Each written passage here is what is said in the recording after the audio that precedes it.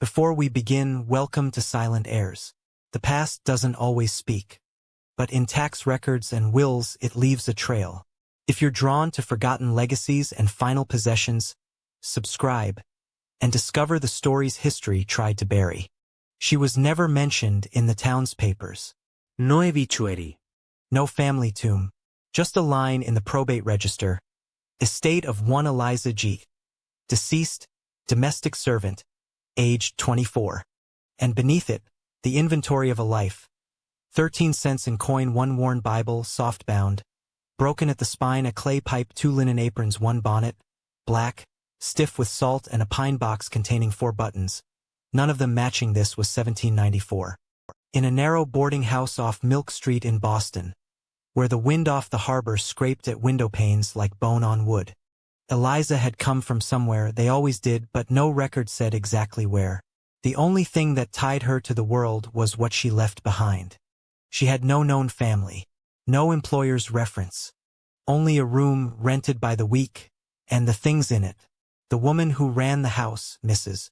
Langley, said she hadn't seen Eliza leave it for 3 days.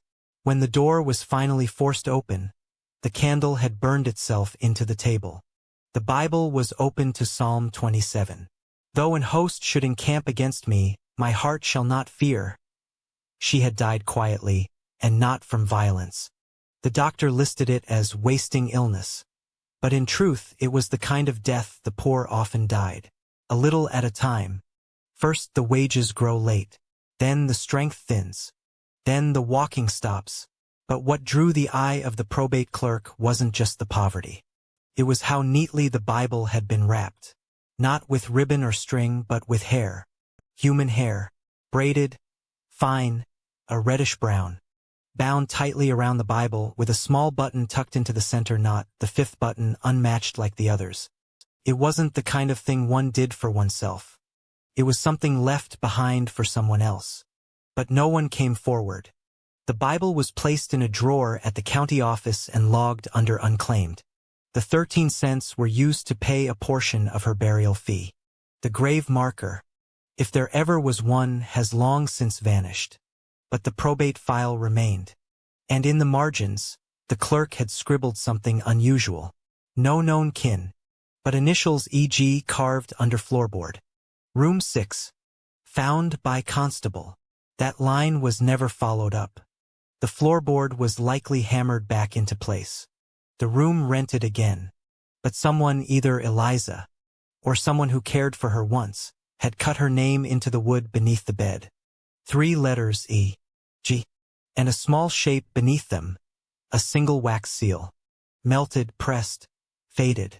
Just enough to suggest a heart. Who was Eliza G? No marriage certificate. No baptism found. Some guessed she had come from Salem, or farther north. One note in a church ledger lists a Miss Eliza Gray, attending services briefly in late 1792. But then the name disappears. There are no poems, no portraits. But the Bible tells us more than it seems. Pressed inside, brittle and hidden between Psalms and Job, was a paper scrap no larger than a matchbox. On it, the words, "Tell her the snow has melted where we walked." No signature, no address, just that. Tell her. As if Eliza had loved someone, or had been loved once. As if someone was supposed to return. That's where the record ends. The clerk who logged the file died in 1801. The drawer that held Eliza's Bible was emptied in 1840. And the room on Milk Street was torn down before the war. But a girl with salt-stiff clothes, a coin purse lighter than a feather, and a book wrapped in hair, that girl was real. She died with 13 cents. And a Bible open to a psalm of hope. The Lord is my light and my salvation. Whom shall I fear? She had no one to claim her. But her story remains. In the margins. In the wood. In the silence she left behind. There's a strange kind of weight in a will with no heirs. The ink still dries. The seals are still pressed. But it feels more like a whisper than a statement. A record made not for family, but for time itself. After Eliza's file was closed, the inventory was bundled with other pauper estates from that quarter. most of them unread, most never touched again. But nearly a century later, in 1883, a city archivist named Joseph Elkins wrote a letter to the Boston Historical Society. In it, he mentioned a peculiar Bible found among the unclaimed dead. His handwriting was precise, careful script, upright and old-fashioned even for his time, wrapped with what I believe to be human hair, and sealed in a fashion resembling mourning customs. And no corresponding death notice can be located.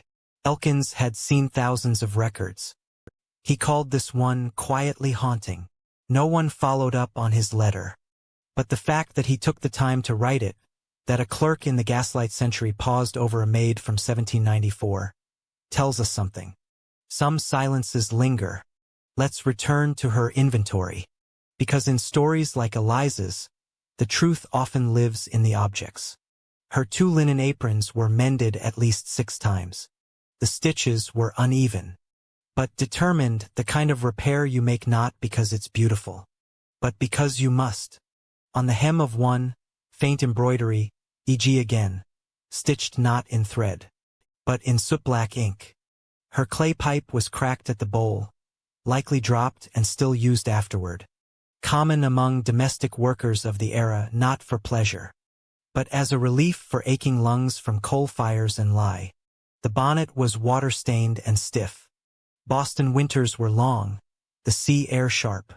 Salt in the hem meant she had walked long distances, likely between employers' errands, or churches. And then the box. The pine box with 4 mismatched buttons and one pressed into a knot of hair. Historians sometimes refer to mourning jewelry, woven from the hair of the dead and carried by the living. But Eliza's use was reversed. She left hers behind, which raises a question. Who was the hair for? And was it hers, or someone else's? There's a small document in the tax rolls from the year prior, 1793. It lists a John A. Gannett as debtor in default for wages due to E.G. servant. The initials match. The date fits. The amount owed 1.87, over 2 weeks' wages for a domestic maid. The case never advanced. By the time a decision could be made, Eliza was gone. But it reveals something. She had worked and had not been paid. She had petitioned in writing for what was owed. That detail matters. It means she had learned enough letters to file a wage complaint. It means she had hope still in the justice of systems built around her. And yet, 13 cents is all she had in the end. There's one more detail in the probate entry. So small it's easy to miss. Scrawled in the final column, in fainter ink than the rest, no return of kin. Bible retained in safe. Body interred Potter's Lot, South End. The Potter's Lot was the name given to the common grave field. No headstone. No marker. Just a patch of city land where the unnamed were folded into earth together. And yet her name was written twice. Once under the floorboard. Once in the church ledger. Faint perhaps. Forgotten mostly. But not completely gone. That is something. There's no great mystery to Eliza G.'s life. No twist of scandal. No famous romance. Only a threadbare life, lived with quiet dignity and finished with stillness. But what we do know, what survives, is this: she wanted to be remembered. She signed her initials. She wrapped the Bible. She pressed a message into its pages. Tell her the snow has melted where we walked. Who was she? A sister? A mother? A lover? Or someone entirely lost to us now? Perhaps no one ever came to hear the message. Perhaps it was meant for no one at all. Only a final sentence from a fading mind, soft with fever and memory. But it was placed carefully like a leaf in a book. And it remains.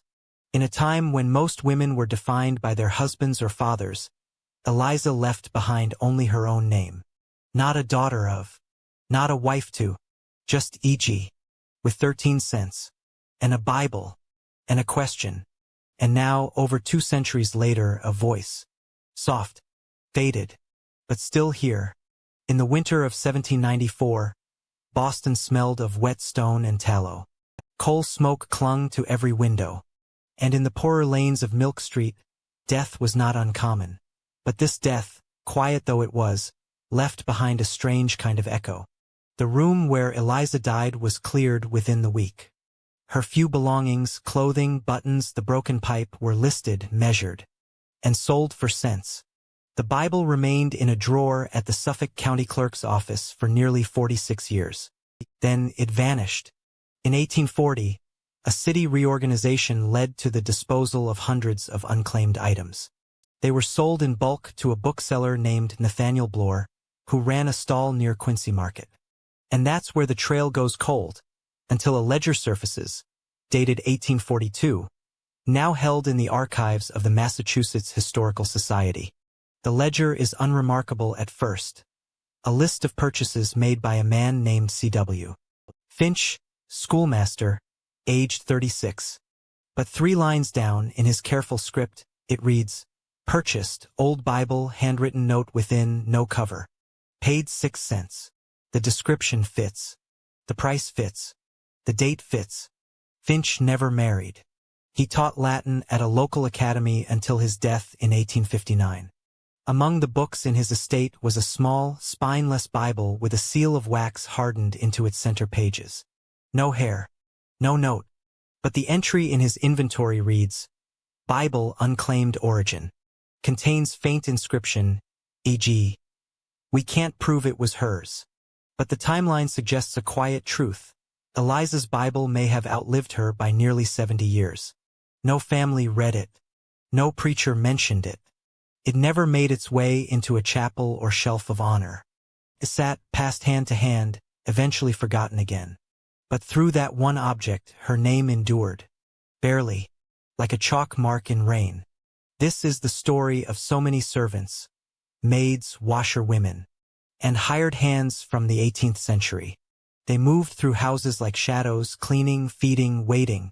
They appear in tax rolls and court claims only when something went wrong.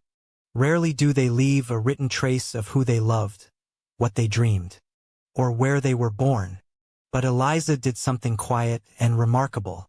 She left behind a message. Not a full letter. Just a phrase, like breath on glass. "Tell her the snow has melted where we walked. We'll never know the walk she meant." Maybe it was in childhood. Boots sinking into frozen earth. Hands red with cold. Someone laughing just ahead. Or maybe it was more recent, a final shared path before parting. Maybe she wanted someone to know that things had changed, that winter had passed, that there was still time. But time did not wait for her. We sometimes think legacies must be grand to matter. Statues, portraits, books, land. But sometimes they are written in what's left under a bedboard, or stitched into a worn apron, or sealed in a scrap of paper between the Psalms. Eliza's story didn't end with her death. It was carried, unwillingly, by the clerk who signed her file, by the constable who lifted the floorboard, by the teacher who bought her Bible without knowing who she was. And now by us.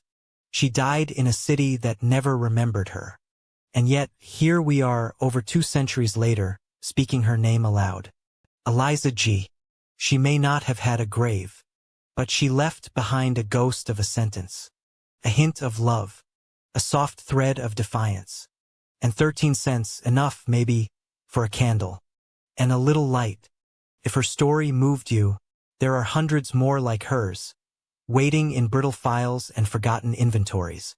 Stories not written in history books, but in receipts, uncashed wages, and ink-stained Bible pages. Subscribe to Silent Heirs for more voices pulled from the margins. The past doesn't shout. It waits. You just have to listen. She left no grave to visit. No letters. No heirs. Only a Bible. 13 cents. And a line no one was meant to read. But we did. Eliza G. didn't ask to be remembered. But she is. And there are others like her. Maids, sailors, shoemakers, orphans. Buried not just in the ground, but in records written by candlelight and nearly lost to dust. Subscribe to Silent Heirs and uncover the lives history forgot, one forgotten ledger at a time. We read the dead, so they are never truly silent.